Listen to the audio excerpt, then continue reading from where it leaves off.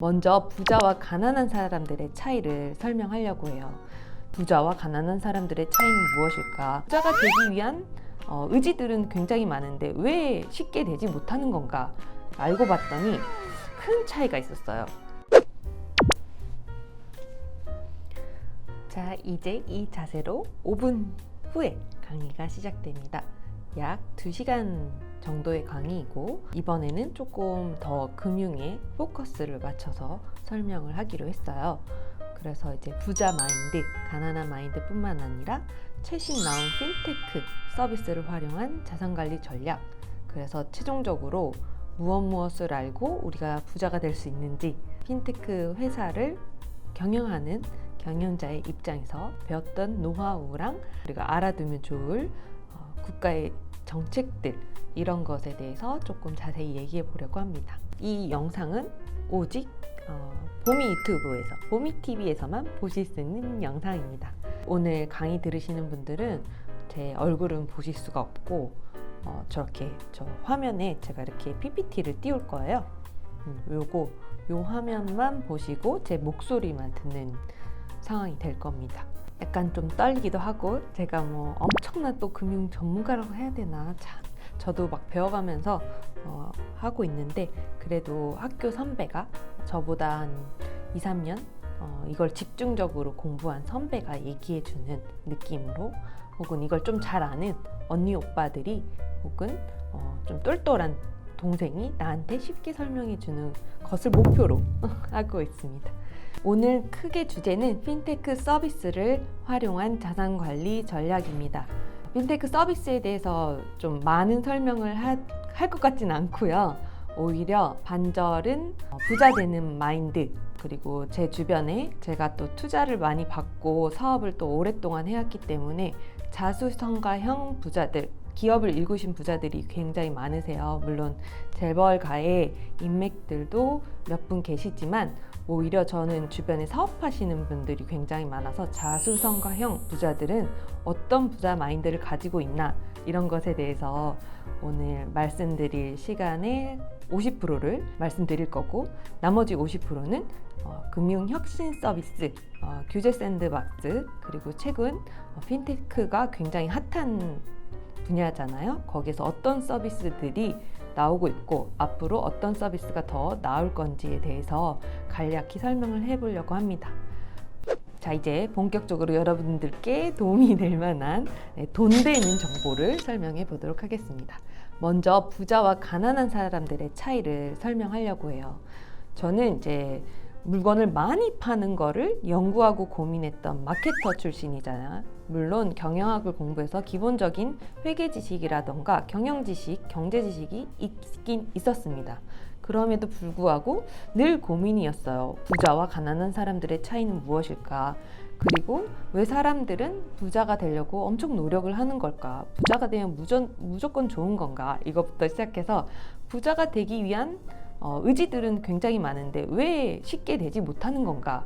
그래가지고 그거를 일반인들 혹은 우리 서비스를 쓰시는 분들에게 쉽게 설명하기 위해서 제가 엄청나게 혼자서 공부를 했습니다. 알고 봤더니 큰 차이가 있었어요. 가난한 아빠와 부자 아빠.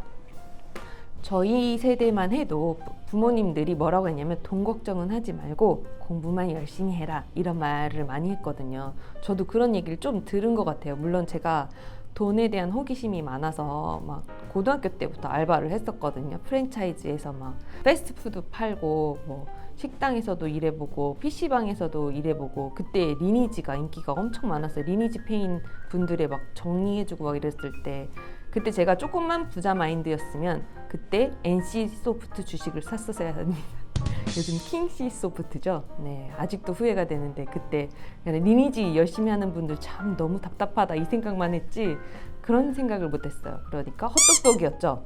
근데 이 가난한 아빠와 부자 아빠를 딱 보면은, 가난한 아빠는 스탠포드 나온 아빠입니다. 이 내용은 사실 부자 아빠 가난한 아빠란 책에서 따온 내용인데요. 돈을 좋아하는 것은 모든 악의 근원이다. 공부 열심히 해서 좋은 직장을 구해야 한다. 돈은 안전하게 사용하고 위험은 피해라. 똑똑한 사람이 되어야 된다. 라고 하시는 분은 박사 학위까지 받은 가난한 아빠입니다. 그리고 부자 아빠는 이렇게 얘기하죠. 돈이 부족한 것이 모든 악의 근원이다. 공부 열심히 해서 좋은 회사를 차려야 한다.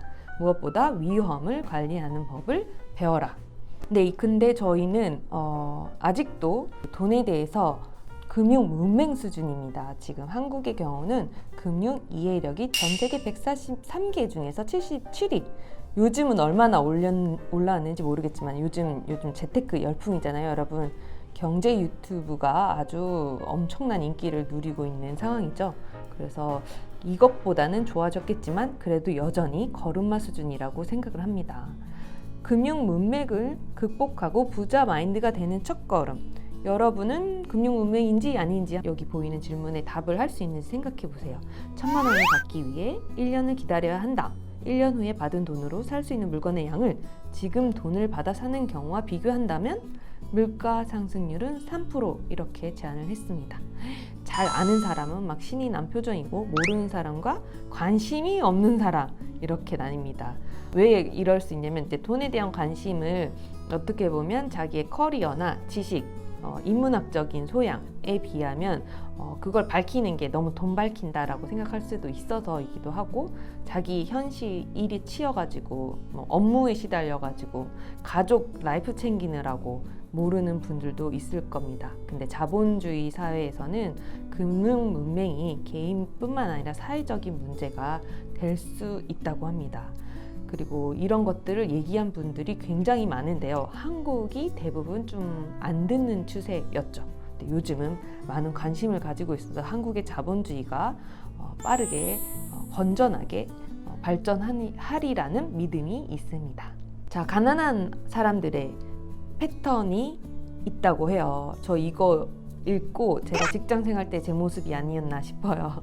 지금은 사업을 하니까 조금 이제 금융 문맹에서 극복이 됐을 것 같은데 저 신입사원 때는 이런 식으로 살았던 것 같아요. 자, 돈이 떨어질지도 모른다는 두려움, 카드값 내야죠. 다음 달 카드값 생각하면 우리는 열심히 일을 하게 됩니다.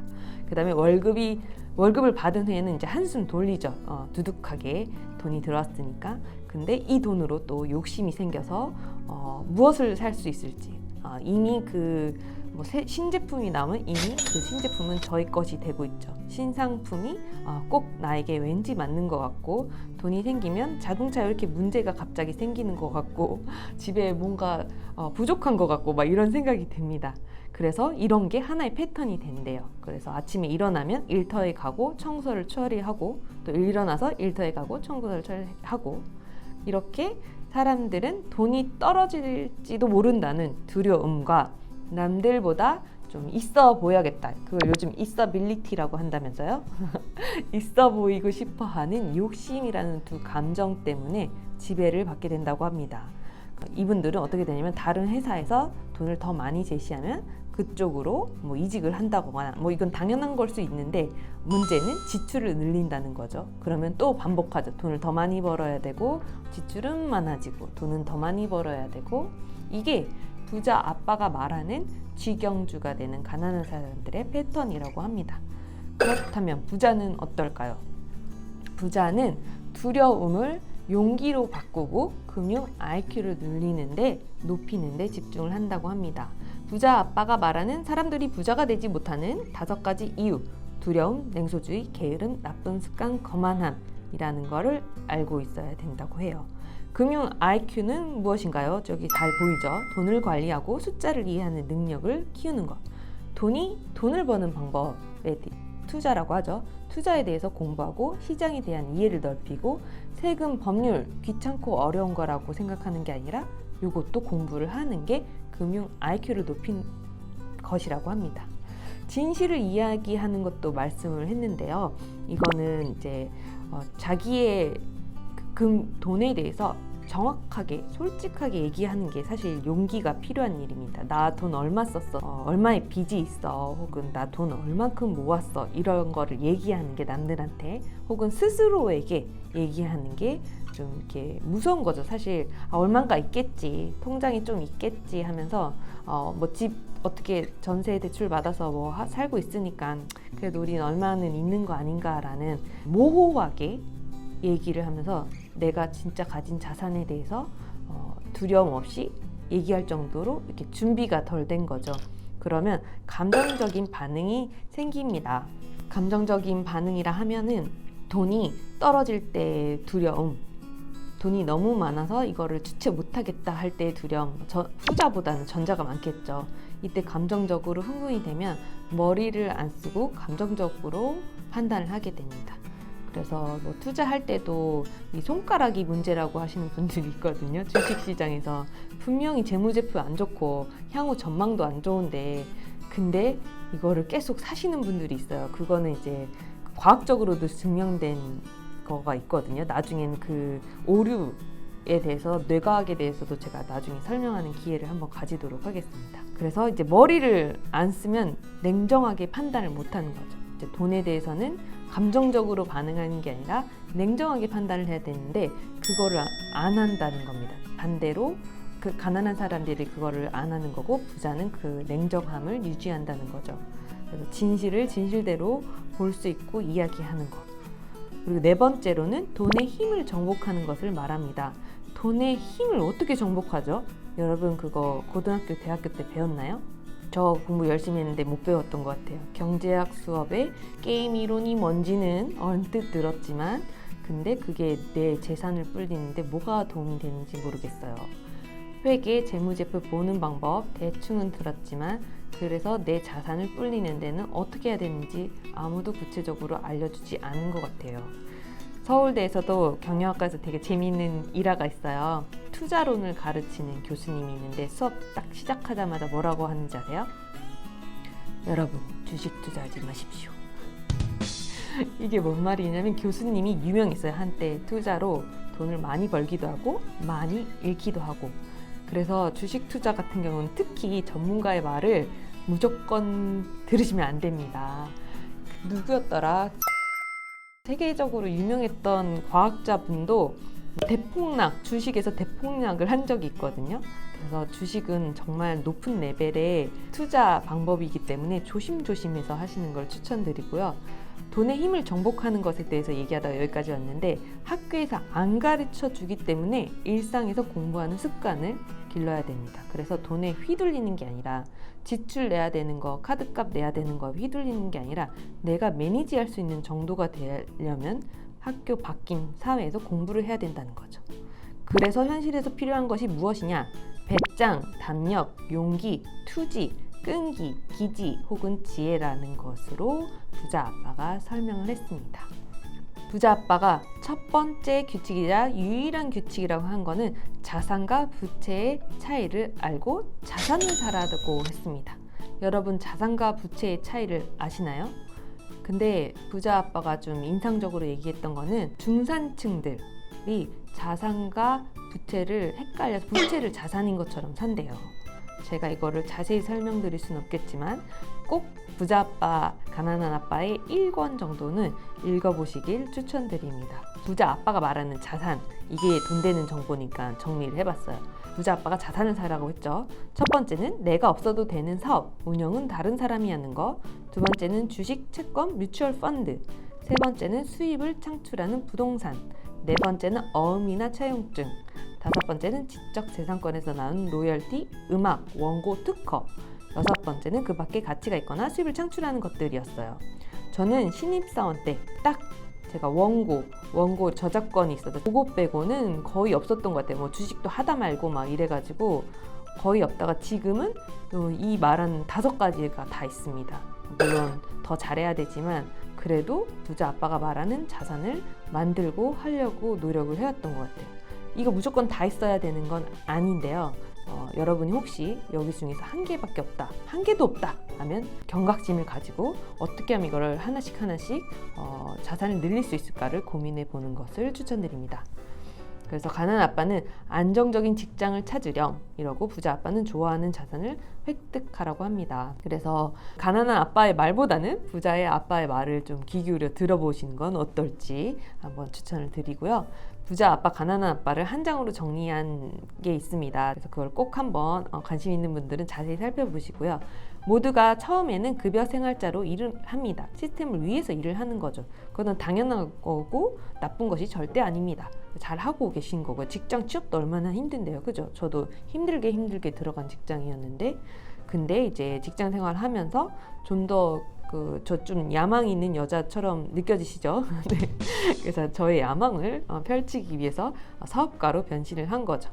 그러면서 이제 뭐 책도 내보고 내 사업도 해보고 뭐 다른 회사에 또 사업 투자를 좀 주식 투자를 해가지고 들어가 보기도 하고, 그러면서 지금은 사업과 투자가 이 두 가지를 함께 하고 있습니다. 이걸 자세히 보면 여러분들도 급여 생활자가 지금 많으신지 아니면 사업가가 많으신지 잘 모르겠지만 대한민국에는 그래도 급여 생활자 혹은 자영업자들이 훨씬 많다고 저는 생각을 하고요. 그런 분들이 향후 부자가 되기 위해서는 사업이나 인베스터로 투자가로 변신을 해야 된다는 걸 알고만 있는 거로도 저는 미래가 조금 더 밝아질 거라고 생각을 합니다. 부자가 되는 7단계 오른쪽 하단에 있죠. 자기 사업을 하라, 현금을 통제하라, 진짜 위험과 위험해 보이는 것의 차이를 알아, 그리고 어떤 유형의 투자가가 될 것인지 결정하라. 모두가 사업을 할 수는 없는 거니까요. 간접적으로 투자를 해보는 것도 이제 사업가죠. 네. 또 나만의 스승을 찾으라. 부자는 부자들끼리 놉니다. 그래서 부자인 친구가 있다면 친해지세요. 그리고 실망을 자산으로 만들어. 내가 이것밖에 못했어? 다음에 더 잘해야지. 뭐 이런 얘기신 것 같아요. 그리고 자기 자신을 믿어라. 아까 말했죠. 부자 아빠가 아닌 가난한 사람들의 특징은 두려움, 냉소주의, 거만함, 뭐 이런 것들이 있었죠. 되게 다 네거티브, 부정적인 느낌의 단어입니다. 그래서 자기 자신을 믿고 긍정적인 게 부자들의 특징입니다.